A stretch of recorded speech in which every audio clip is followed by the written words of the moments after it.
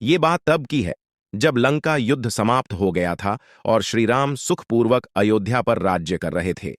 महर्षि दुर्वासा महर्षि अत्रि और माता अनुसूया के पुत्र थे, जो भगवान शिव के अंश से जन्मे थे। ये बहुत क्रोधी थे और श्राप तो जैसे इनकी जिह्वा की नोक पर रखा रहता था। इन्होंने एक बार श्रीराम की परीक्षा लेने की ठानी। उन्हें पता था कि श्रीराम भगवान विष्णु के अवतार हैं, किंतु फिर भी वे श्रीराम की परीक्षा लेने अपने 60,000 शिष्यों के साथ अयोध्या पहुंचे। जब श्रीराम को पता चला कि महर्षि दुर्वासा अयोध्या पधारे हैं, तो वे स्वयं अपने भाइयों के साथ द्वार पर उन्हें लिवाने चले आए। उन्होंने महर्षि दुर्वासा की अभ्यर्थना की और उनके चरण प्रक्षालन कर उन्हें ऊंचे आसन पर बिठाया। फिर उन्हें अर्घ्यपान देने के बाद उन्होंने कहा, हे महर्षि, आप अपने तेजस्वी शिष्यों के साथ अयोध्या पधारे, ये हमारे लिए बहुत सम्मान की बात है।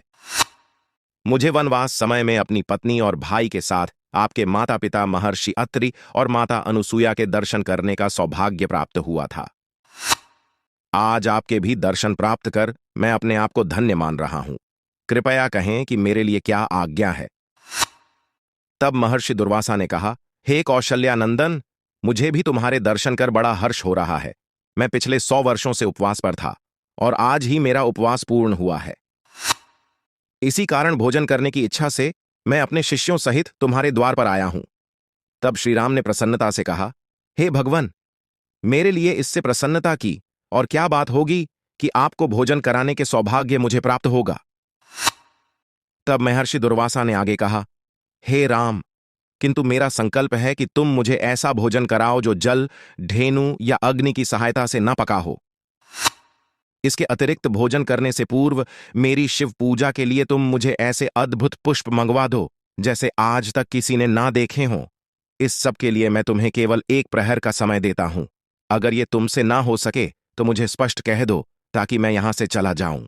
तब महर्षि की इस बात को सुनकर श्री राम ने मुस्कुराते हुए नम्रता से कहा, भगवान, मुझे आपकी यह सब आज्ञा स्वीकार है। ये सुनकर महर्षि दुर्वासा प्रसन्न होकर बोले, ठीक है, मैं अपने शिष्यों के साथ सरयू में स्नान करके आता हूं। तब तक हमारे लिए सभी सामग्रियों की व्यवस्था कर दो। ये कहकर महर्षि दुर्वासा अपने शिष्यों के साथ स्नान करने को चले गए। उनके जाने के बाद देवी सीता, लक्ष्मण, भरत और शत्रुघ्न आश्चर्य से उनकी ओर देखने लगे कि किस प्रकार श्रीराम केवल 1 प्रहर ऐसी दुर्लभ चीजों को प्राप्त कर पाएंगे। तब श्रीराम ने लक्ष्मण से एक पत्र लिखने को कहा और फिर उसे अपने बाण पर बांधकर स्वर्गलोक की ओर छोड़ा। वह बाण वायु वेग से उड़कर अमरावती में इंद्र की सुधर्मा नामक सभा में जाकर उनके सामने गिर पड़ा। उस बाण को देखते ही देवराज इंद्र पहचान गए कि ये श्रीराम का बाण है। उन्होंने तुरंत उस पर बंधे पत्र को खोलकर पढ़ा तो उसमें लिखा था, हे देवराज, आप सुखी रहें। मैं सदैव आपका स्मरण करता हूं, किंतु आज आपकी एक सहायता के लिए आपको पत्र लिख रहा हूं। अयोध्या में इस समय महर्षि दुर्वासा अपने 60,000 शिष्यों के साथ उपस्थित हैं और वो ऐसा भोजन चाहते हैं जो गौ, जल अथवा अग्नि के द्वारा सिद्ध न किया हो। साथ ही उन्होंने शिव पूजन के लिए ऐसे पुष्प मांगे हैं जिन्हें कि अब तक मनुष्यों ने न देखा हो। अतः आप अतिशीघ्र कल्प वृक्ष और पारिजात जो क्षीर सागर से निकले हैं मेरे पास भेज दें। इसके लिए रावण के संहारक मेरे बाणों की प्रतीक्षा मत कीजिएगा। वो पत्र मिलते ही इंद्रदेव उठे और कल्प वृक्ष तथा पारिजात को साथ ले देवताओं सहित विमान में बैठकर अयोध्या में आ पहुंचे। वहां श्रीराम ने इंद्र का स्वागत किया। उधर सरयू तट पर महर्षि दुर्वासा ने अपने एक शिष्य से कहा कि वे भवन जाकर देख आएं कि वहां का क्या हाल है। जब वो शिष्य राजभवन पहुंचा तो इंद्र आदि देवताओं से घिरे श्रीराम को देखा। उसने वापस आकर महर्षि को सारा हाल सुनाया। ये सुनकर महर्षि आश्चर्य करते हुए श्रीराम के पास पहुंचे।